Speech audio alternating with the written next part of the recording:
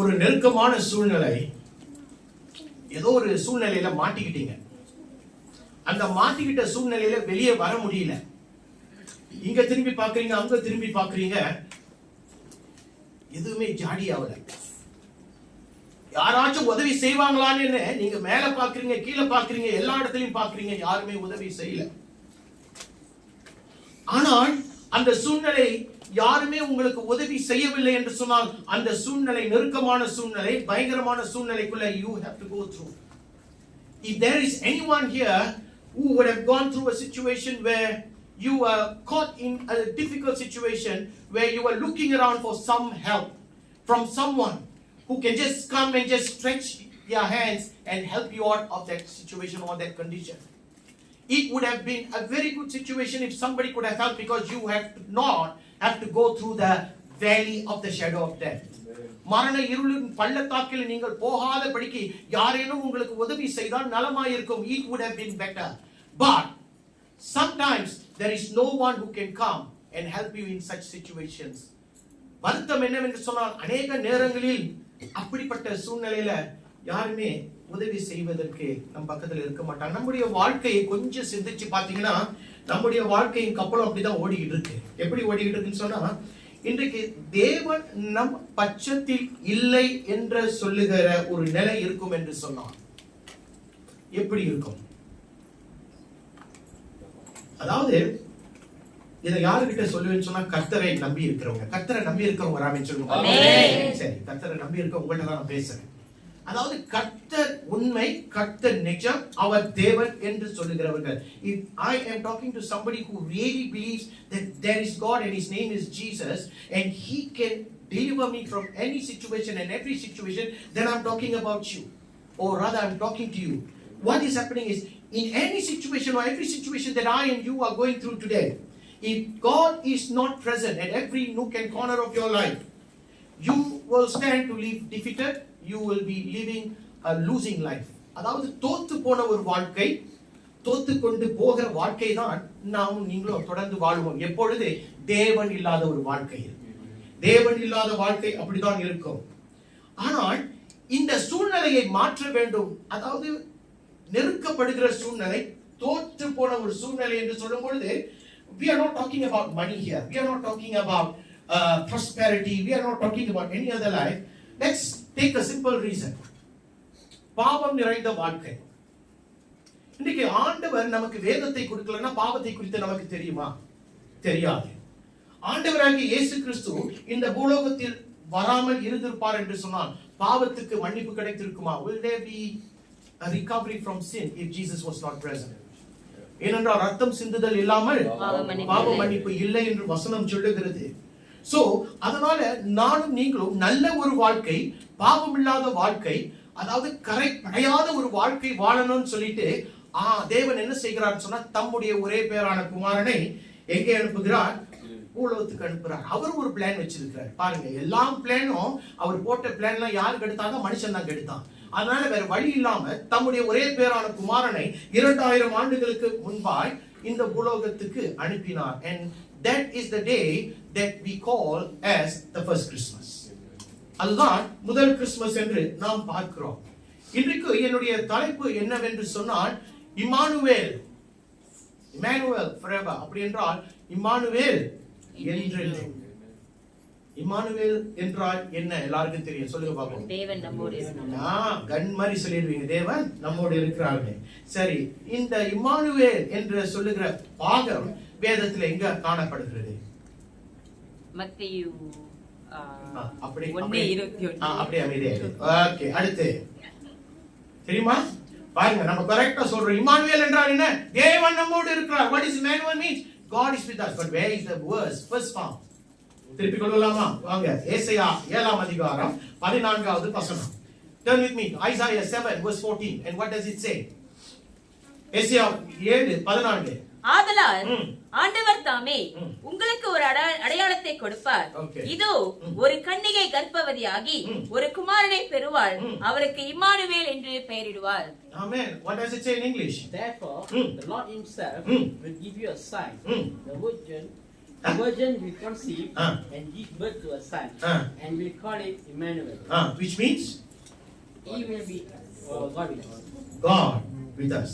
இது எபிரேயர் மொழியில் இம்மானுவேல் என்று சொல்லும் பொழுது தேவன் நம்மோடு இருக்கிறார். People, look up to me. I want to tell you a secret. There is no way in history where you will see God being present in the midst of men. Think about it. தேவன் மனிதன் உடைய இடத்தில் வந்து நம்மில் ஒருவராய் வாழுகிறதை நாம் வரலாற்றில் பார்க்க முடியாது. பார்த்திருக்கலாமா? சொல்லுங்க. அப்படின்னா நான் என்னுடைய வாதத்தை வாபஸ் வாங்கிக்கிறேன்.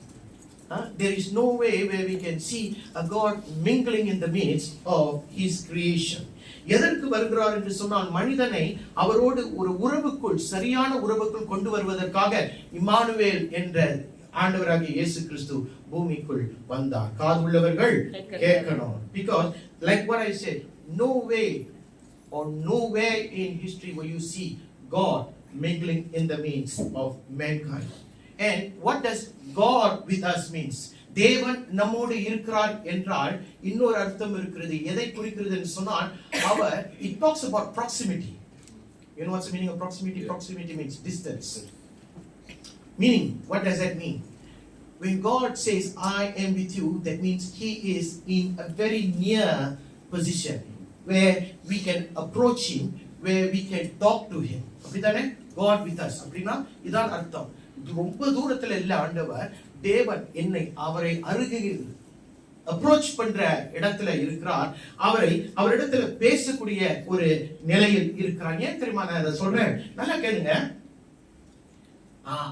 மற்ற இனத்தார், மற்ற மதத்தில் இருக்கிறவர்கள் தேவனை, அவர்களுடைய தேவனை ஆராதிக்கும் போது எப்படிப்பட்ட ஒரு கணத்துக்குள் போவாங்க தெரியுமா? ஒரு பயத்தோடு போவாங்க. They go to their gods with fear. And I am talking about, do you know what kind of fear I'm talking about? I'm not talking about the kind of fear that God is telling us to come. They go to God because they know that if they do something wrong, they will be penalized, they will be punished. So அவர் தண்டித்து விடுவார் என்று சொல்லுகிற ஒரு பயத்தோடு போவார்கள். ஆனால் நம்முடைய தேவன் எப்படிப்பட்ட தேவன் தெரியுமா? அவர் சொல்லுகிறார், என்னிடத்துல அன்போடு வா, என்னிடத்துல மரியாதைக்குரிய பயத்தோடு வா. What kind of fear we always talk about? The reverential fear. அந்த மரியாதைக்குரிய பயம் என்று தெரியும். என்ன தெரியுமா? நம்ம பயப்பட வேண்டியதில்லை. ஆண்டவர் இடத்துல போகும்போது என்னை தண்டித்து விடுவார் என்ற அந்த பயத்தோடு நாம் போக வேண்டியதில்லை. But when you go to God, we don't want to displease Him. When you displease Him, I don't want to displease my mother. She will cry. So I don't want to displease her. So I don't do anything that will, hurt her. Correct. That's right one. அவளை துன்பப்படுத்தாதபடிக்கு, நான் அவளை காயப்படுத்தாதபடிக்கு அந்த ஒரு பயம் இருக்கும். அப்படிப்பட்ட ஒரு பயத்தை தான் தேவ பிள்ளைகளுக்கு ஆண்டவர் கொடுத்திருக்கிறார். அதை தான் நானும் நீங்களும் பெற்றுக்கொள்ள வேண்டும் என்று ஆண்டவர் சொல்லுகிறார். எத்தனை பேருக்கு புரிகிறது நான் என்ன சொல்றேன்? அப்ப நம்முடைய தேவன் அவர் ஒன்னே ஒன்று சொல்லுகிறார், அவரிடத்துல வரும்போது பயப்படாமல் வரணும். வருத்தப்பட்டு பாரம் சுமக்கிறவர்களே என்னிடத்துல வாருங்க, நான் உனக்கு பயத்தோடு இளைப்பாறுதல் கொடுக்கிற தேவனிடத்துல போக முடியுமா? போக முடியாது. So he says, you can come to me with love. Love me and come. Have that reverential fear and come to me. அப்படிதான் ஆண்டவர் சொல்லுகிறார். இன்னைக்கு நானும் நீங்களும் அப்படியாய் வரும்போது தான் கர்த்தரை உண்மையாய் ருசித்து பார்க்க முடியும். எத்தனை பேருக்கு புரிகிறது? பயத்தோடு பார்க்க முடியாதுங்கயா. அவர் அன்புள்ள தேவன் பார்க்கணும்னா அவரை கிட்டி சேரும் போது அந்த மரியாதையோடு அவரை நேசிக்கிறவர்களாய் காணப்படும் போது அந்த தேவனுடைய அழகை அவர் எதிர்பார்க்கிறதை நானும் நீங்களும் அனுபவிக்க முடியும். கிறிஸ்துமஸ் என்று பார்க்கும்போது 2000 ஆண்டுகளுக்கு முன்பாய் நடந்தது. ஆனால் 2000 ஆண்டுகளுக்கு முன்பாகவே தீர்க்கதரிசிகள் உரைத்து விட்டார்கள். என்ன சொன்னார்கள்? இதோ ஒரு குமாரன் பிறப்பான் என்று ஆண்டவராகிய இயேசு கிறிஸ்துவுடைய காலங்களுக்கு முன்பாய் சொல்லப்பட்டது. Why did God prophesy that? Probably this is also a teaching moment. ஏன் கர்த்தர் இப்படிப்பட்ட ஒரு தீர்க்க தரிசனத்தை உரைத்தார்? ஏசாயா 7ஆம் அதிகாரம் 14வது வசனத்தை பார்க்கும்போது அப்படியாய் அவர் சொல்லுகிறார். இதற்கு பின்பாய் ஒரு ரகசியம் இருக்கிறது. ஆகாஸ் என்று சொல்லுகிற ஒரு யூதாவின் ராஜா இருந்தான். அவன் தேவனை நம்பாமல் இருந்தான். தேவன் அவர்களுக்கு உதவி செய்வார் என்று அவன் நம்ப மறுத்தான்.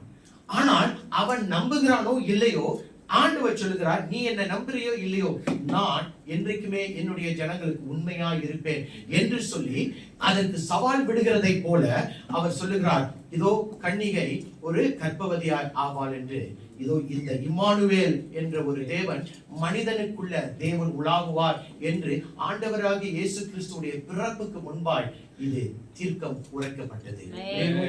இதை நானும் நீங்களும் அறிந்து கொள்ள வேண்டும். Because sometimes you and me, we are not always truthful to God, but God is always faithful to us. Amen. He is always faithful to us because he cannot disown his own people. சில நேரங்களில் கோபம் கொள்ளுகிறார், தண்டிக்கிறார், but he always loves us. இந்த 2000 ஆண்டுகளுக்கு முன்பாய் ஆண்டவராகிய இயேசு கிறிஸ்து வந்தார். நம்ம எல்லாருக்குமே தெரியும். தேவனுடைய குமாரன் சிங்காசனத்தை விட்டு பூமிக்கு வருகிறார். அப்ப எப்படி வந்திருக்கணும்? நல்ல ஒரு கோலாகலமா, நல்ல ஒரு சத்தத்தோடு, ஏய் தேவகுமாரன் வராரா அப்படின்னு சொல்லிட்டு யாருமே வரல.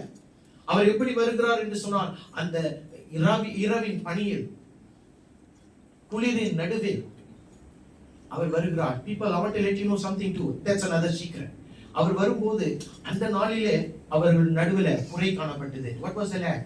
இதோ மார்த்தாலும் யோசேப்பும் என்ன, அவளுக்கு கர்ப்பம் ஆக போகிறது, அவள் நேரம் வந்து விட்டது என்று சொல்லி எங்கேயாச்சும் போய் அவளை கர்ப்பம் தரிக்க வேண்டும் என்று சொல்லி இடத்தை தேடுகிறார்கள். கடைசி வரைக்கும் இடம் கிடைக்கல. கடைசியாய் அவர்கள் எங்க போனார்கள்? மாட்டு தொழுவத்துல போய் புல்லணையின் நடுவில் இயேசு பிறந்தார் என்று வசனம் சொல்லுகிறது. மாட்டு தொழுவத்தில். There were shortcomings even when Jesus was born.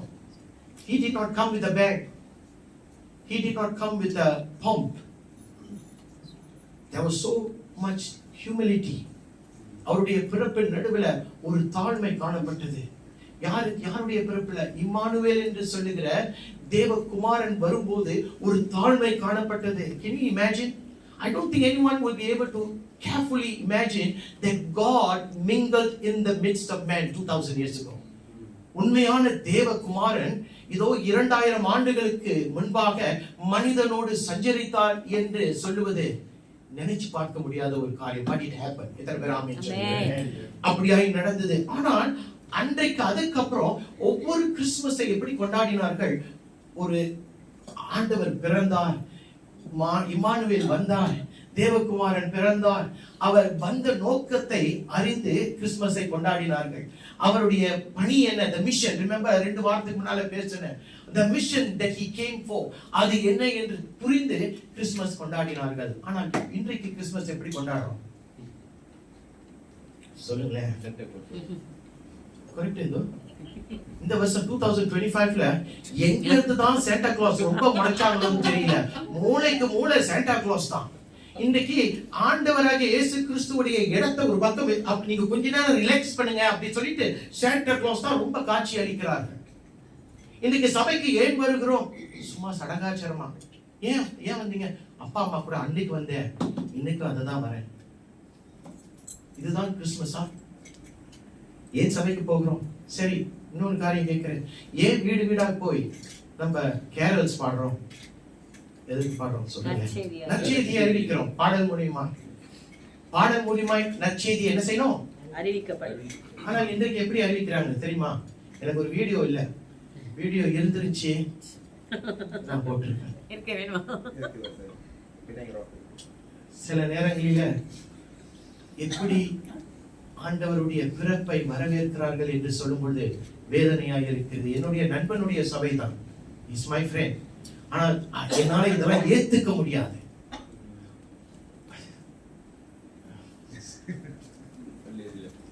People, அவர் பிறந்தார், பாலன் வந்தார், அதனால நாம் அவரை ஆராதிக்கிறோம். எப்படி ஆராதிக்கணும்? பயபக்தியோடு ஆராதிக்கணும். எத்தனை பேர் வீட்டுக்கு கேரல்ஸ் கூப்பிட்டீங்க? நம்மளுடைய வீட்டுக்கு எத்தனை பேர் கூப்பிட்டீங்க? சரி, கர்த்தர் ஆசீர்வதி. வராதவங்க சரி, கூப்பிடாதவங்க அடுத்த வருஷம் கூப்பிடுங்க. ஏன்னா கேரல்ஸ் எப்படின்னு பார்க்கணும்னா எங்களை கூப்பிடுங்க, எங்களை மட்டும் கூப்பிடுங்க. ஆனா நல்ல கேரல்ஸ் 2050 கேரல்ஸ் வேணும்னா நான் பின்னாங்கள ஒரு டீம் வர வைக்கிறேன், அவங்க உங்களுக்கு பாடுவாங்க. அல்லேலூயா. பிரியமானவர்களே, கிறிஸ்துமஸ் என்பது கிறிஸ்து பூலோகத்தில் வந்து பிறந்தது கிடையாது. அது கிறிஸ்துமஸ் அல்ல. கிறிஸ்துமஸ் ரகசியத்தை சொல்லுவான். கிறிஸ்துமஸ் என்றால் கிறிஸ்து நம் மத்தியில வந்து வாசம் செய்கிறது. ஏன் தெரியுமா? கிறிஸ்துமஸ் எத்தனை வருஷத்துக்கு முன்னால ஆரம்பிச்சது? முதல் கிறிஸ்துமஸ் 2000 ஆண்டுகளுக்கு முன்பாக. So that means Emmanuel means, is he a God who is of the past? No, he is not. He is a God of the past, he is the God of the present, and he is going to be God of the future. அதனால தான் Emmanuel நிரந்தரம், Emmanuel forever. இதுதான் என்னுடைய தலைப்பு. அப்படி என்றால் God chose to be with us, the imperfect, the sinful people. நாம், அதாவது கரை படைந்து பாவம் உள்ள இப்படிப்பட்ட ஒரு ஜனங்களின் நடுவுல பரிசுத்த கண்ணர் என்று சொல்லுகிற ஆண்டவராகிய இயேசு கிறிஸ்து நம் மத்தியில் வந்தார். எதற்கு வந்தார் தெரியுமா? எனக்கு உனக்கு ரட்சிப்பு கொடுக்க வந்தார். எனக்கு உனக்கு கிருபையை காட்ட வந்தார். எனக்கும் உனக்கும் பாதையை காட்ட வந்தார். என்னையும் உன்னையும் சேர்த்துக் கொள்ள வந்தார். எத்தனை பேருக்கு புரிகிறது? அப்ப இன்றைக்கு கிறிஸ்துமஸ் உடைய உண்மையான அர்த்தத்தை அறிந்து கொள்ள வேண்டும். Christmas is not just about celebrations, it's not just about the tree, it's not even about Santa Claus. People, Christmas is about Christ being in your midst today. What does Emmanuel means? Come on, what does Emmanuel means? தேவன் நம்மோடு இருக்கிறார். பாருங்க, எனக்கு பயமா இருக்கு. Emmanuel கூட தெரியாம இங்க யாராச்சும் இருக்கிறீங்களா? இம்மானுவேல் என்று சொன்னால் தேவன் நம்மோடு இருக்கிறார். தேவன் நம்மோடு இருக்கிறார். அப்ப இந்த கிறிஸ்துமஸ் நாட்களில் தேவன் நம்மோடு இருக்கிறார் என்று சொன்னா நம்முடைய வாழ்க்கையில எந்தெந்த பகுதிகளில தேவன் நம்மோடு இருக்கிறார் என்று காட்சி அளிக்க வேண்டும். What are the areas that must reflect that God, Emmanuel, is with us? முதல் காரியம், நம்முடைய சொந்த வாழ்க்கையில் தேவன் என்ன செய்ய வேண்டும்? பிரதிபலிக்க வேண்டும். நமது வாழ்க்கையில் கிறிஸ்துவை நமக்குள் பிரதிபலிக்க வேண்டும். Our lives must reflect Christ within. The sad part is people today choose to reflect on the lives of others and choose not to reflect on themselves. இன்றைக்கு பாத்தீங்கன்னா ஜனங்கள் என்னுடைய வாழ்க்கையை நான் பார்க்கணும், அதை பார்க்காம ஜனங்க எங்க பார்க்கறாங்க? மற்றவங்களுடைய வாழ்க்கையை சோதித்து ஆராய்ந்து பார்க்கறாங்க. ஆனால் பிரியமானவர்களே, இன்றைக்கு கடைசி நாள் திருச்சபையா இருக்கிற நானும் நீங்களும் முதலாவது என்னத்தை பார்க்கணும் தெரியுமா? என் வாழ்க்கை சரியா இருக்கான்னு பார்க்கணும். ஏனென்றால் இம்மானுவேல் என்றால் என்ன? தேவன் நம்மோடு இருக்கிறார். அப்படி என்றால் தேவன் நம்மோடு இருக்கிறார் என்று சொன்னால் என்னுடைய வாழ்க்கை எப்படி இருக்கணும்? தேவனை சார்ந்த ஒரு வாழ்க்கையா இருக்கணும். எத்தனை பேருக்கு தூக்கம் வருது? ஆமென் சொல்லுங்க. ஓகே, புரியுதுங்களா என்ன சொல்றேன்னு? அப்ப தேவன் நம்மோடு இருக்கிறார். இம்மானுவேல் சொன்னால் தேவன் நம்மோடு இருக்கிறார் என்று சொன்னால் என்னுடைய வாழ்க்கை அவரை பிரதிபலிக்கிற ஒரு வாழ்க்கையாய் இருக்கணும். அவர் வந்தார். அவர் வந்து என்னத்தை செஞ்சாரு? அவர் வந்து நல்ல ஒரு சாட்சி உள்ள வாழ்க்கையை எனக்கு கொடுத்துட்டு போனார். அவர் வந்து என்ன சொன்னார்? அவருடைய வார்த்தையை கொடுத்தார், அவருடைய சமாதானத்தை கொடுத்தார், அவருடைய வழிகளை எனக்கு காண்பித்தார். He showed us his life, he showed us his lifestyle, he showed us his contributions, he showed us his mission. அதனால இன்றைக்கு தேவன் நம்மோடு இருக்கிறார் என்று சொல்லும் பொழுது ஒன்றை நான் அறிந்து கொள்ள வேண்டும், நான் செய்கிற ஒவ்வொரு காரியத்தையும் தேவன் அறிந்திருக்கிறார். Everything that I am doing, God knows. Why? Because we all say he is Emmanuel, God is with us. தேவன் நம்மோடு இருக்கிறார். அப்படிதானே? தேவன் நம்மோடு இருக்கிறார். அப்படி என்று சொன்னால் இன்றைக்கு நானும் நீங்களும் நம்முடைய வாழ்க்கையை எப்படி பார்க்கணும்? சரியாய் ஆராய்ந்து பார்க்கணும். You need to reflect on your own life and not on the life of others. இதற்கு புரிகிறது? Amen. நம்முடைய வாழ்க்கையை பார்க்கணும். வாய் திருப்பி ஞாபகப்படுத்துகிறேன், அடுத்த வருஷம் கிறிஸ்துமஸ் வந்தா நான் கேட்பேன். ஏன் என்று சொன்னால், ஏனென்றால் தேவன் நம்மோடு இருக்கிறார். இம்மானுவேல், தேவன் நம்மோடு இருக்கிறார். அப்படி என்று சொன்னால் தேவன் நம்மோடு இருக்கிறார் சொன்னா நம்முடைய வாழ்க்கை அவரை பிரதிபலிக்கிற ஒரு வாழ்க்கையா இருக்கணும். அது ரொம்ப ரொம்ப ரொம்ப முக்கியமா இருக்கு. Because he knows how we live. நம்ம எப்படி வாழுகிறோம் அவருக்கு தெரியும், எப்படி பேசுகிறோம் அவருக்கு தெரியும், என்ன சிந்திக்கிறோம் அவருக்கு தெரியும், என்ன செய்கிறோம் அவருக்கு தெரியும். He knows how we are living people. He knows how you speak, he knows what you do, he even knows your plans. He knows that. ஏன் திருப்பி சொல்லுங்க, ஏனென்றால் அவர் இம்மானுவேல். அவர் இம்மானுவேல், தேவன் நம்மோடு இருக்கிறார். அதுதான். சரி, ஒரு உதாரணத்தை சொல்றேன். நீங்க இம்மானுவேல் சொல்லி நேரத்தை வீணாக்கிறீங்க பாஸ்டர். சரி, நான் உங்களுக்கு ஒரு உதாரணத்தை கொடுக்குறேன். மோசேயை பாப்போமே. எத்தனை பேருக்கு மோசேயை தெரியும்? என்னுடைய மாமனார் பேர் மோசே. அந்த மோசையை பத்தி பேசுறேன். மோசே, எத்தனை பேருக்கு மோசே தெரியும்? மோசே வந்து ஒரு சிறந்த தலைவன். ஆனால் இந்த தலைவனுக்கு இன்னொரு வாழ்க்கை இருந்தது. எனக்கு இன்னொரு வாழ்க்கை இருக்கு. மோசே சொல்லுவாரு. எப்படிப்பட்ட வாழ்க்கை? அவன் ஒரு கொலைக்காரன். எத்தனை பேருக்கு தெரியும்? He is a murderer. He is a violent man. அவன் வன்முறையில் அதிகமாக ஈடுபட்டவன் ஒருவன். யாரு? இந்த மோசே. எகிப்தில வாழும்போது அவன் இப்படிப்பட்டவனாய் இருந்தான். அப்ப அவனுடைய வாழ்க்கை பிசி அந்த மாதிரி அவனுடைய வாழ்க்கை முன்னால ஒரு மோசமான வாழ்க்கை. ஆனால் என்னாகும் 12வது அதிகாரத்துல 3வது வசனம் இப்படியாய் சொல்லுகிறது. புரியல என்ன சொல்லுது? மோசேயானவன் பூமியில் உள்ள சகல மனிதரிலும் மிகுந்த சாந்த குணமுள்ளவனாய் இருந்தான். What does it say in English? Now Moses was a very humble man, more humble than anyone else on the face of the earth. Now, see that second part. More humble than anyone else on the face of the earth. But who was he before? He was a murderer, he was a violent man. And ஒரு காலத்துல அவன் தேவனை அறியாத ஒரு காலத்துல வாழும் பொழுது அவனுடைய வாழ்க்கை ஒரு மோசமான வாழ்க்கையா இருந்தது. தேவன் இல்லாத வாழ்க்கையா இருந்தது. ஆனால் என்றைக்கு அவன் தேவனை சந்தித்தானோ, the moment he had an encounter with God, his life changed. He became the most humble man on earth. He lived a life of holiness because he was always interacting with God. அவன் தேவனுக்கு ஒரு மரியாதை கொடுக்கிறவனாய், ஒரு பயபக்தி உள்ள ஒரு ஊழியக்காரனாய் காணப்பட்டான். அதுல அதிகமாய் பட்சம் என்று சொன்னார். பாத்தீங்களா? அவன் அதிகமாய் தாழ்மை உள்ளவன் என்று வசனம் சொல்லுகிறது. தாழ்மை உள்ளவனுக்கு கர்த்தர் எதை கொடுக்கிறாரா? கிருபையை கூட்டி கொடுக்கிறார் என்று சொல்லுகிறார். இன்றைக்கு பார்க்கும்போது இன்றைக்கு you need to மோசே ஏன் இந்த கட்டத்துக்கு வந்தான்? அப்படி இருந்த அவன் இப்படியாய் மாறினான் என்று பார்க்கும்போது அவன் அதிக நேரத்தை யாரிடத்துல செலவிட்டான்? தேவனிடத்துல செலவிட்டான். இன்றைக்கு நானும் நீங்களும் ஆண்டவருடைய வாழ்க்கையை, ஆண்டவருடைய குணாதிசயங்களை நாம் பரிபலிக்க வேண்டும் என்று சொன்னால் I need to spend more time with God. I think that's a secret, right? Yes. But it is not that difficult a secret. All you need to do is spend more time with God and God spends more time with you. Amen. Because that's what the Bible says. Draw near to Him and He will draw near to me. Bible says, remain in me and I will remain in you. So there is always something God expects. என்னிடத்தில் நீ கிட்ட வா, நான் கிட்ட வரேன். என்னிடத்தில் நிலைத்திரு, நான் நிலைத்திருக்கிறேன். என்னுடைய ராஜ்யத்தை முதலாவது, என்னுடைய நீதியை முதலாவது தேடு, அப்பொழுது உனக்கு எல்லாமே கூட்டி கொடுக்கிறேன். புரியுதுங்களா? ஆண்டவர் என்ன சொல்றாரு? என்னிடத்தில் நீ எல்லாத்தையும் செய்ப்பா, நான் எல்லாத்தையும் உன்னுடைய வாழ்க்கையை பார்த்துக் கொள்கிறேன் என்று ஆண்டவர் சொல்லுகிறார். சோ இன்றைக்கு நானும் நீங்களும் அறிந்து கொள்ளக்கூடிய என்ன வாழ்க்கை என்ன தெரியுமா?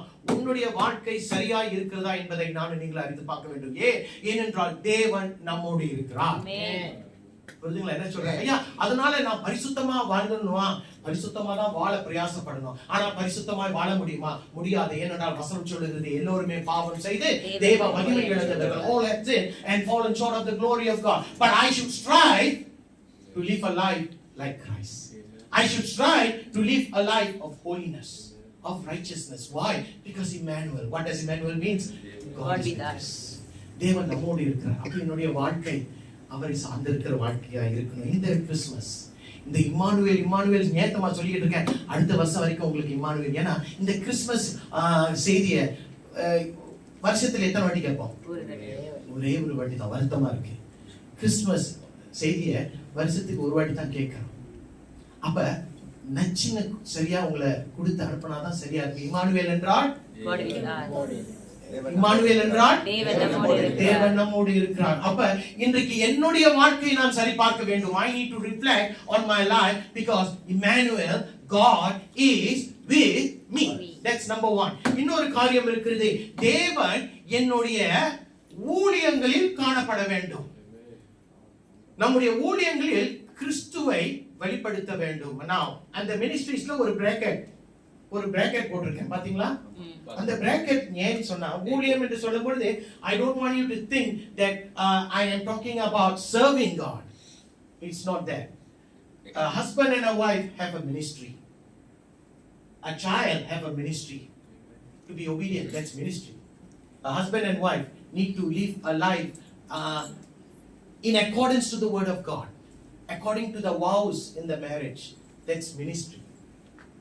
Children must be obedient. That's ministry. புரிதுங்களா என்ன சொல்றேனே?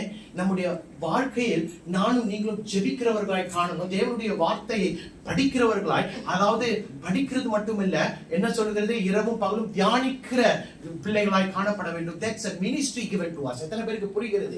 கிறிஸ்தவ வாழ்க்கை என்பது சும்மா வந்துட்டு சும்மா போறது இல்ல. இந்த 2000 ஆண்டுகளுக்கு முன்பாக பெத்லகேமில் பிறந்தவரை அறிந்து கொள்ள வேண்டும். அறிந்து கொள்வதற்கு நான் எங்க போகணும்? சபைக்கு ஒரு வாரத்துக்கு ஒரு வாட்டி வந்தா போதுமா? சில பேர் ஒரு மாசத்துக்கு ஒரு வாட்டி வருவாங்க. போதுமா? ஆண்டவரை அறிந்து கொண்டா போதுமா? முடியாதுங்கயா. ரகசியம் என்னவென்று சொன்ன, தேவனுடைய வார்த்தை உங்களுக்குள்ள நிலைத்து காணப்பட வேண்டும். அப்படி அந்த வார்த்தை நிலைத்து காணப்படாத பட்சத்தில் நம்முடைய ஊழியங்கள் கிறிஸ்துவை வெளிப்படுத்தாது. எத்தனை பேருக்கு தெரியும்? நம்முடைய பலன்கள் எல்லாமே நமக்குள்ளதான் இருக்கு. The strength that we have is within us. Meaning, wisdom is within us. You don't see it. அந்த மனுஷனை பாத்தீங்கன்னா முடி இல்ல, ஆனா மூளை இருக்கு. ஆனா மூளை தெரியாது, முடிதான் தெரியுது. புரியுதுங்களா சொல்றேன்? ஐயா புரியுதுங்களா? ஓகே, நல்லதா சொல்றேன். நான் தப்பா சொல்றேங்க. முடி இல்ல, ஆனா மூளை இருக்கு. ஆனா மூளை தெரியல, முடி தெரியுது. முடி இல்லன்னு தெரியுது. ஐயா புடிச்சுக்கிறீங்க. இன்னொன்னு பாப்போம். சில பேருக்கு திறமை இருக்கும், நல்ல திறமை இருக்கும். திறமையை வெளியே பார்க்க முடியுமா? நீ என்கிட்ட வந்து சொன்னி, பாஸ்டர் எனக்கு இது தெரியும், நான் அப்படி பாடுவேன், நான் நல்லா வரைவேன், அந்த பிள்ளை நல்லா வரைவேன் சொன்னதான் தெரியும், சொல்லலைன்னா நமக்கு தெரியாதுல்ல. So the talents are just buried within us. We will not know that. நமக்கு தெரியாது. சில பேர் வரங்களில் செயல்படுவார்கள், ஆவிக்குரிய வரங்களில் செயல்படுவார்கள். அந்த வரங்கள் வெளிப்படும் போதுதான், ஆஹா இந்த மனுஷன் இதுல வெளிப்படுறான் அப்படின்னு தெரியும். இல்லன்னா அவன் எழுதிட்டு வரமாட்டான், நான் தீர்க்க தரிசனம் உரைக்கிற தீர்க்க தரிசி அப்படின்னு சொல்லிட்டு வரமாட்டான். அப்ப you must understand that everything that we have, the strength we have is within us. ஆனால் இது எல்லாவற்றிலும் கிறிஸ்து வெளிப்பட வேண்டும். உன்னுடைய ஞானத்துல, உன்னுடைய திறமையில, உன்னுடைய வரங்களில, உன்னுடைய even in the fruits.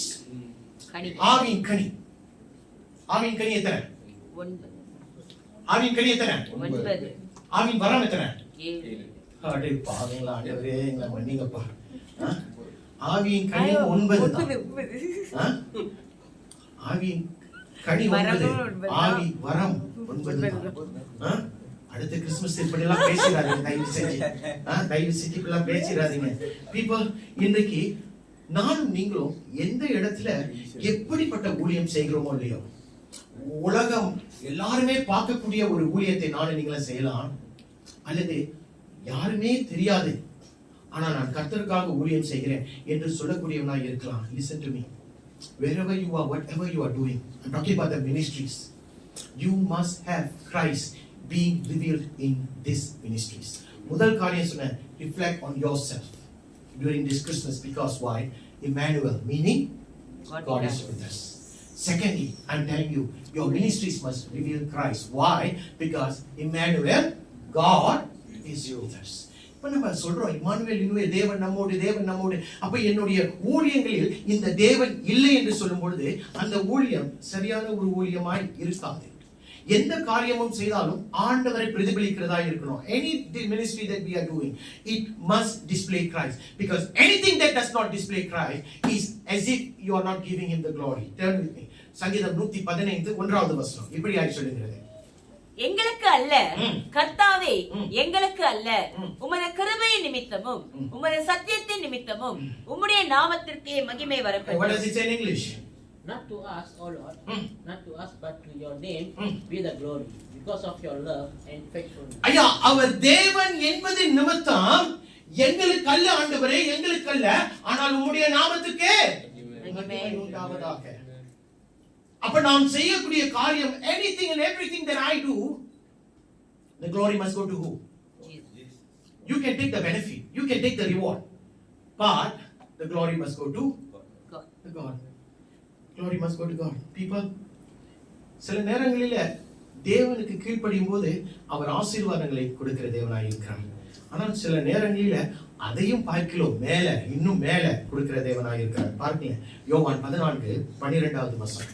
என் பிதாவின் வீட்டில் அநேக வாசஸ்தலங்கள் உண்டு. அப்படி இல்லாதிருந்தால் நான் உங்களுக்கு சொல்லி இருப்பேன். 14:12 John 14:12 Very truly, I tell you, whoever believes in me will do the works I have been doing. Will do greater things than what I do. That's another version actually. And they will do even greater things than these because I am going to the Father. Tamil என்ன சொல்லுது? மெய்யாகவே நான் உங்களுக்கு சொல்லுகிறேன். என்ன சொல்றாரு? நான் என் பிதாவிடத்திற்கு போகிறபடியினால் என்னை விசுவாசிக்கிறவன் நான் செய்கிற கிரியைகளை என்னை விசுவாசிக்கிறவன் நான் செய்கிற கிரியைகளை தானும் செய்வான். அப்புறம் இவைகளை பார்க்கிலும் பெரிய காரியங்களை செய்வான். எத்தனை பேர் ஆமென் சொல்லுவீங்க? ஆண்டவருக்கு உண்மையாய் வாழும்போது, ஆண்டவரை பிடித்து வாழும்போது, சார்ந்து வாழும்போது அவர் சொல்றார், ஐயா நான் செஞ்ச காரியங்களை நீங்க செய்வீங்க, அது மட்டும் இல்ல அதை விட பெரிய அதையும் பார்க்கிலும் இன்னும் பெரிய காரியங்களை செய்வீர்கள் என்று சொல்றார். ஆமென். அதுக்கு உதாரணம் வேணுமா? சரி, பெந்தேகோஸ்து நாட்களை எடுத்துக்கொள்வோமே. இதுவும் பார்க்கும்போது பெந்தேகோஸ்து நாட்களுக்கு முன்பாய் உள்ள சீஷர்கள், பெந்தேகோஸ்து நாட்களுக்கு பின்பாய் இருக்கிற சீஷர்கள். பெந்தேகோஸ்து நாட்களுக்கு முன்பாய் இருந்த சீஷர்கள் எப்படி இருந்தார்கள்? பயந்து வீட்டுக்குள்ள பூட்டிக் கொண்டு ஒளிந்து கொண்டு இருந்தார்கள். ஏனென்றால் தம்முடைய குரு காணா போயிட்டாரு, செத்து போயிட்டாரு. யாரு? ஆண்டவராகிய இயேசு செத்து போயிட்டாரு. இப்ப அவங்களுக்கு அடுத்த கட்டம் என்ன செய்வது என்று தெரியல. They were lost because Jesus was dead and they didn't know what to do. This was before Pentecost or before the day of Pentecost. The disciples were kind of lost. They were fearful for their lives. அவங்க வாழ்க்கை ஆண்டவரை போல இவங்களை கொன்றுவாங்க என்ற ஒரு பயம். ஆனால் பெந்தேகோஸ்துக்கு பின்பு பார்க்கும்போது அவருடைய வாழ்க்கை மட்டும் மாறல, அவங்க ஊழியம் மாறிடுச்சு. அவங்களுடைய பயம் காணா போய் அவர்களுக்கு விசுவாசம் பெருகியது. Meaning their ministry became different. What they were was not what they became. அவர்கள் மாறினார்கள். எதனால? தேவன் அவர்களுக்குள்ள வந்ததுனால. கரெக்டா? பெந்தேகோஸ்து நாளில ஆவியானவர் நமக்குள்ள வந்தார். அப்படிதானே? அவர் நமக்குள்ள வந்ததுனால அவர்கள் மாறினார்கள். அதனால நம்முடைய வாழ்க்கையை நாம் சோதித்து ஆராய்ந்து பார்ப்பது இந்த கிறிஸ்துமஸ் நாட்களில் முக்கியம். ஏனென்றால் தேவன் நம்மோடு இருக்கிறார். இரண்டாவது, நம்முடைய ஊழியங்களில் தேவன் நம்மோடு இருக்கிறார் என்பதை நாம் பிரதிபலிக்க வேண்டும். We have to reveal that Christ is in our ministries. அது ரொம்ப ரொம்ப ரொம்ப முக்கியமா இருக்கிறது. அப்ப அவர்களுடைய வாழ்க்கையை பார்க்கும்போது, சீஷருடைய வாழ்க்கையை பார்க்கும்போது அவருடைய சாட்சி மட்டும் மாறல, அவங்க ஊழியம் மாறினது. ஐயோ, உலகத்தை கலக்கிறவன் இங்கே வந்துட்டான் என்று யாரை பார்த்து சொல்றாங்க? சீஷர்களை பார்த்து சொல்றாங்க. இந்த சீஷர்கள் கொஞ்ச நாளைக்கு முன்னால எப்படி இருந்தாங்க? பயந்து நடுங்கி கொண்டிருந்தார்கள். So how many of you understand that? When God, Emmanuel, is with us, God is with us, even our ministries must take a different route. வித்தியாசமான ஒரு வாழ்க்கைக்குள், வித்தியாசமான ஒரு வழிகளில் நம்முடைய ஊழியங்கள் போகதான் இருக்கே. அது மட்டும் இல்ல, that ministry became very powerful. The ministry became very visible. அவர்கள் செய்கிற ஊழியங்கள் அநேகர் பார்க்க ஆரம்பித்து விட்டார்கள். இவங்க தானே கொஞ்ச நாளைக்கு முன்னால வேற மாதிரி இருந்தாங்க, இன்னைக்கு வேற மாதிரி இருக்கிறாங்களே என்று பார்க்கக்கூடியவர்களா இருந்தார்கள். வல்லமை உள்ள ஊழியமாக இருந்தார்கள். People, I want to close in 10 minutes. I want to say 3 things. When we talk about Emmanuel means one, he was from the past. 2000 ஆண்டுகளுக்கு முன்பாக கிறிஸ்து நமக்காக பிறந்தார். அவர் இம்மானுவேலாய் பிறந்தார். அதுக்கப்புறம் 2000 ஆண்டுகளுக்கு முன்பு 31 ஆண்டுகள் ஆண்டவர் ஊழியம் செய்தார். 33வது வயதுல அவர் இறந்து போய்விட்டார். கரெக்டா? அப்ப அவருடைய ஊழியங்கள் ஒரு முற்றுப்புள்ளிக்கு வந்தது. அதனால இம்மானுவேல் இன்றைக்கு நம்ம மத்தியிலே இல்லையா? இருக்கிறாரா? இருக்கிறார். சந்தேகம் இருக்கிறவங்க ஆமென் சொல்லுங்க. ஓகே. அப்ப இம்மானுவேல் என்று சொல்லுகிறவர் அவர் எப்படி இருந்தார்? பாஸ்ட் டென்ஸ், தமிழ்ல எப்படி சொல்லுவாங்க? இறந்த காலத்தில் இம்மானுவேலா இருந்தார். இன்றைக்கு நிகழ்காலத்துல இம்மானுவேல் எப்படி இருக்கிறாரா? இருக்கிறார். எனக்கே தெரியல பாஸ், இருக்கிறாரா? இருக்கிறார். திருப்பி கொள்ளலாமா? யோவான் 14, 16, 17. John 14 verses 16 and 17. நான் பிதாவை வேண்டிக் கொள்ளுவேன், அப்பொழுது என்றென்றைக்கும் உங்களுடனே கூட இருக்கும்படிக்கு சத்திய ஆவியாகிய வேறொரு தேற்றரவாளனை உங்களுக்கு தந்தருளுவார். உலகம் அந்த சத்திய ஆவியானவரை காணாமலும் அறியாமலும் இருக்கிறபடியினால் அவரை பெற்றுக் கொள்ள மாட்டாது. அவர் உங்களுடனே வாசம் பண்ணி உங்களுக்குள்ளே இருப்பதால் நீங்கள் அவரை அறிவீர்கள். And I will ask the Father, and He will give you another advocate to help you and be with you forever. The Spirit of truth. Full stop. The Spirit of truth. திருப்பிக் கொள்ளுங்க. மத்தேயு 28:20. நான் உங்களுக்கு கட்டளையிட்ட யாவையும் அவர்கள் கை கொள்ளும்படி அவர்களுக்கு உபதேசம் பண்ணுங்கள். இதோ உலகத்தின் முடிவு பரியந்தம் சகல நாட்களில் நான் உங்களுடனே கூட இருக்கிறேன். ஆங்கிலத்தில் என்ன சொல்லுகிறது? Behold, I will be with you till the end of the age. திருப்பிக் கொள்ளுங்க. யோவான் 14:20 என்ன சொல்லுது? நான் என் பிதாவிலும் நீங்கள் என்னிலும் நான் உங்களிலும் இருக்கிறதை அந்நாளிலே நீங்கள் அறிவீர்கள். ஆங்கிலத்தில் என்ன சொல்லுது? On that day what will you realize? In my Father, that I am in my Father, and you are in me, and you are in me, and I am in you, and I am in you. Hallelujah. Are we talking about the past or we are talking about the present? We are talking about the present here. நிகழ்காலத்தை குறித்து நாம் பேசிக்கொண்டு இருக்கிறோம் பிரியமானவர்களே. அந்த Emmanuel என்று சொல்லுகிறவர் அவர் இறந்த காலத்தில் இருந்தால் இப்போ நிகழ்காலத்தில் ஆவியானவராய் நம்ம மத்தியில இருக்கிறார். காது உள்ளவர்கள் கேட்கணும். இன்னைக்கு இம்மானுவேல் என்று சொல்லுகிறவர் அவர் ஆவியான ஒரு ரூபத்தில் நம்மோடு இருக்கிறார் என்று வசனம் நமக்கு கற்றுக் கொடுக்கிறது. அப்படி என்று சொன்னால் அவர் இன்றைக்கு நம் மத்தியில எப்படி இருக்கிறார்?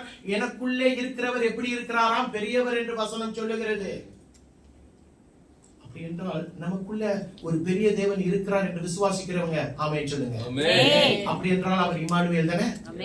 சோ அந்த இம்மானுவேல் இன்றைக்கு நம்ம மத்தியில நிகழ்காலத்தில் வருகிறார். பாப்போமா? இன்னொன்னு என்னது? இறந்த காலம், நிகழ்காலம், எதிர்காலம். எதிர்காலத்துடைய இம்மானுவேலை பார்ப்போமா? திருப்பிக் கொள்ளுங்க. யோவான் 14:2-3. என் பிதாவின் வீட்டில் அநேக வாசஸ்தலங்கள் உண்டு. அப்படி இல்லாதிருந்தால் நான் உங்களுக்கு சொல்லி இருப்பேன். ஒரு ஸ்தலத்தை உங்களுக்காக ஆயத்தம் பண்ணி அப்புறம் நான் போய் உங்களுக்காக ஸ்தலத்தை ஆயத்தம் பண்ணின பின்பு நான் இருக்கிற இடத்திலே நீங்களும் இருக்கும்படி நான் மறுபடியும் வந்து உங்களை என்னிடத்தில் சேர்த்துக் கொள்வேன். My Father's house has many rooms. If that were not so, would I have told you that I am going there to prepare a place for you? And if I go and prepare a place for you, I will come back and take you to be with me, that you also may be where I am. Italian. Amma Spanish. திருப்பிக்கோங்க. வெளிப்படுத்தல் விசேஷம் 21ஆம் அதிகாரம் 3வது வசனம். மேலும் பரலோகத்திலிருந்து உண்டான ஒரு பெரு சத்தத்தை கேட்டேன். அது இதோ மனுஷரிடத்திலே தேவனுடைய வாசஸ்தலம் இருக்கிறது.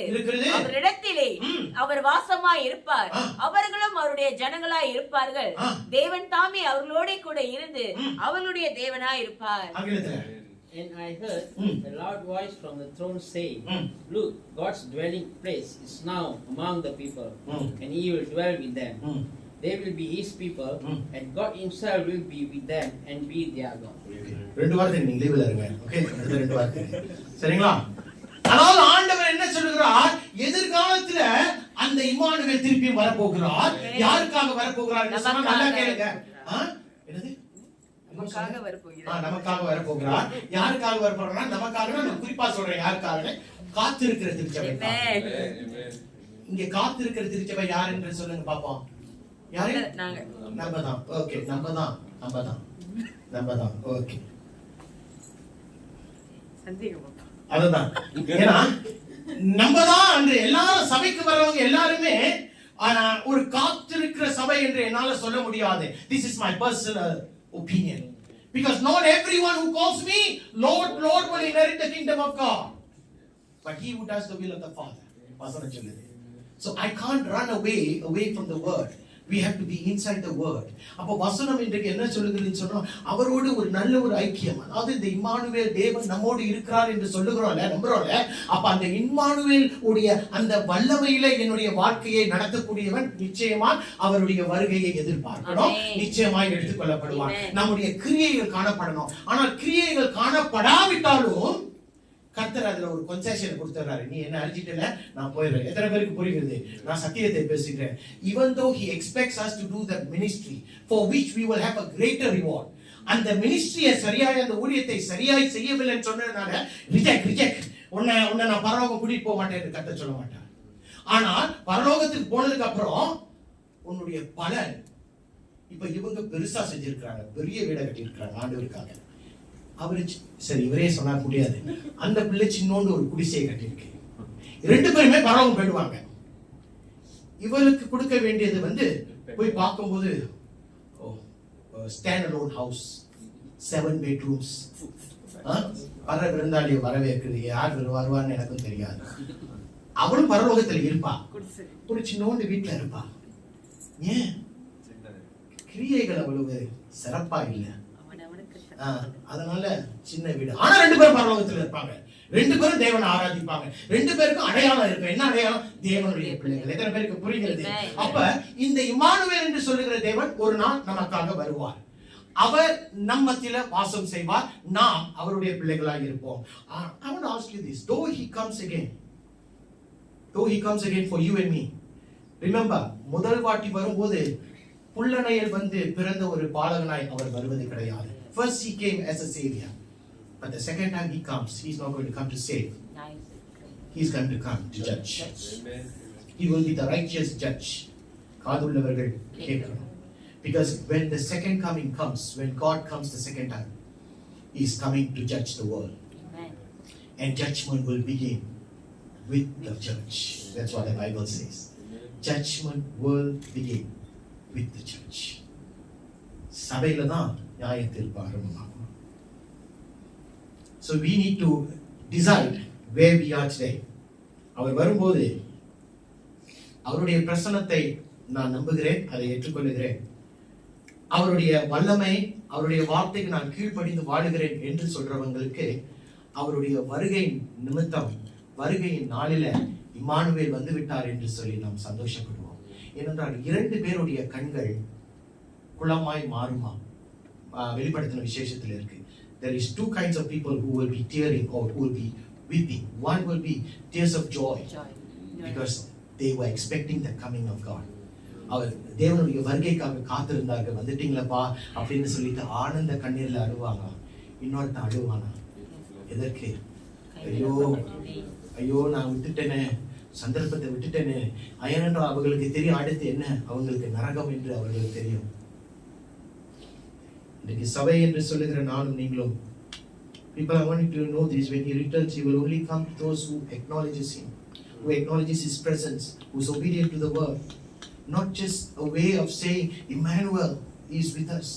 இன்றைக்கு நானும் நீங்களும் அந்த வார்த்தையை சொல்லுகிறதுனால தேவனுடைய பிள்ளைகளாய் இருந்து விட மாட்டோம். We need to have this Emmanuel God within us.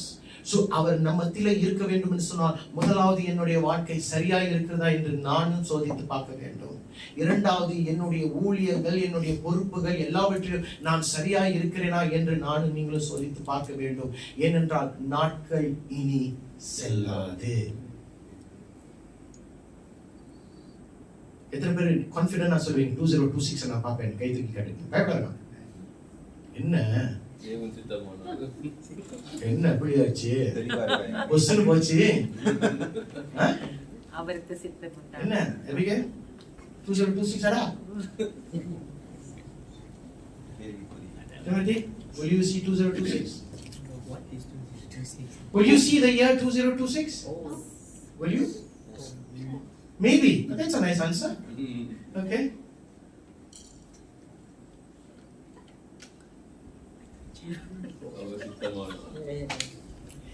It's good to hope, right? But it's always to be ready. It's good to hope. Yes. அப்படிதான் பைபிள் சொல்லுது, வேதம் அப்படிதான் சொல்லுது. If God wills. அப்படிதான் பவுல் யாருக்கோ எழுதுகிறார். So people, it's good to plan, it's good to hope that we will see 2026. இந்த இடத்துல 31ஆம் தேதி வெளிப்பாராதனையிலோ நியூ இயர் புத்தாண்டிலே நானும் நீங்களும் கலந்து கொள்வோம் என்பது நிச்சயம். ஆனால் அதே நேரத்தில் ஆயத்தம் என்ற ஒரு காரியம் நமக்கு முக்கியமாய் தேவை. The word prepare is so much a key in today's church. ஆயத்தம் இல்லாமல் நம்ம தான் ரொம்ப வாட்டி சொல்லிட்டீங்க பாஸ்டர்னு சொல்லுவீங்க. நான் சொன்னேன்னா அந்த 10 கன்னிகைகள் பார்க்க எப்படி இருந்தாங்க? 10 பேரும் ஆயத்தமா இருந்தாங்க. ஆனால் மணவாளன் வரும்போது எத்தனை பேர் ஆயத்தம்? 5 பேர் தான். 5 பேர் appeared to be as if they were ready but they were not, and they were left behind. So let him who have ears, or let she who have ears hear what I am saying. Hallelujah.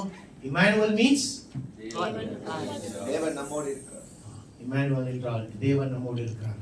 என்னுடைய வாழ்க்கையில தேவன் இருக்கிறார் என்று சொன்னா இந்த 2025 கிறிஸ்மஸ்ல you need to ask yourself, reflect, whether Christ is in me. Because when God says, I am with you, God with us means, don't you think it's proper that we should also be in God?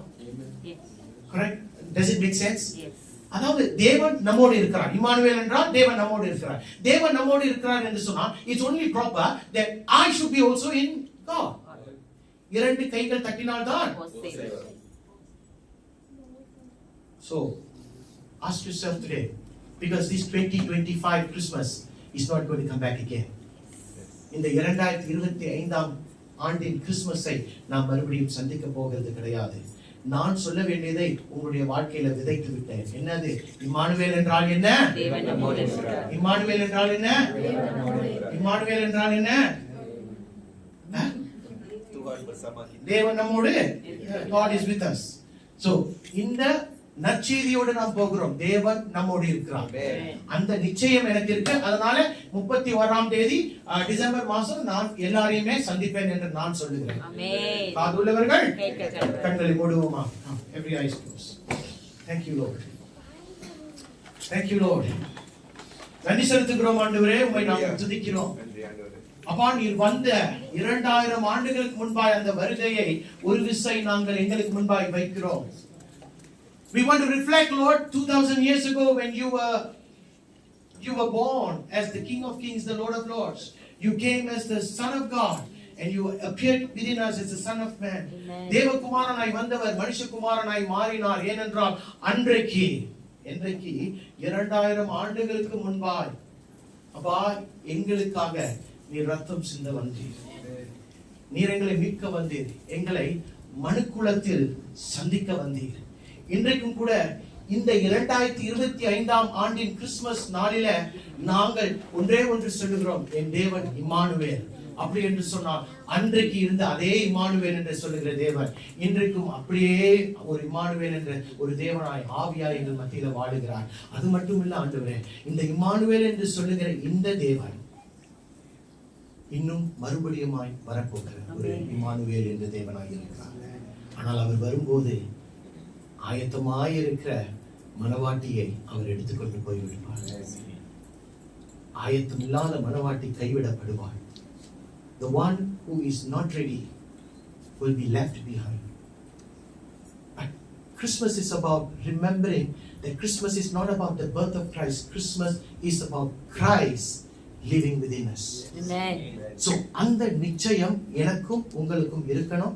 ஆண்டவரே, நான் ஜெபிக்கிறது ஒன்றே ஒன்றுதான். இந்த நாள் இந்த இடத்தை விட்டு நம்முடைய பிள்ளைகள் கடந்து போகும்போது அப்பா இம்மானுவேல் என்று சொல்லுகிற தேவன் இவர்களோடு கூட போகணும். இந்த நாளிலிருந்து இன்னும் மீதி இருக்கிற இன்னும் ஒரு சில நாட்கள் ஆண்டவரே, நாங்கள் இந்த பழைய ஆண்டில் நிலைத்திருக்கும் போது எங்களை எங்களுடைய வாழ்க்கையை சோதித்து ஆராய்ந்து பார்க்க உதவி செய்யும். Help us to examine ourselves, Lord. Help us to reflect on our lives, Lord. Help us to reflect on our ministries, Lord, because this is so important. This is what you desire, Lord. ஆண்டவரே, இதை நீ வாஞ்சிக்கிறீர். ஒருவன் மனம் திரும்பினால் ஆண்டவரே பரலோகம் களி கூறுகிறது வசனம் சொல்லுகிறதே. அப்படியா இருக்கிற நாம் எல்லா விதங்களிலும் எல்லா வழிகளிலும் எல்லா இடங்களிலும் நாங்கள் எங்களுடைய வாழ்க்கையை உங்களுடைய சமூகத்தில் ஒப்பு கொடுக்க எங்களுக்கு திறந்தாரும், எங்களுக்கு பலனை தாரும். இன்றைக்கு கேட்ட வார்த்தையை ஆண்டவரே கேட்டுட்டு மறந்து விடாதபடிக்கு நல்ல நிலத்தில் விழுகிற பயிர்களை போல இந்த வார்த்தை எங்களுடைய பிள்ளைகளுடைய உள்ளத்துல விதைத்து அறுவடையை கொடுக்கட்டும், பலனை இவர்கள் பார்க்கட்டும்.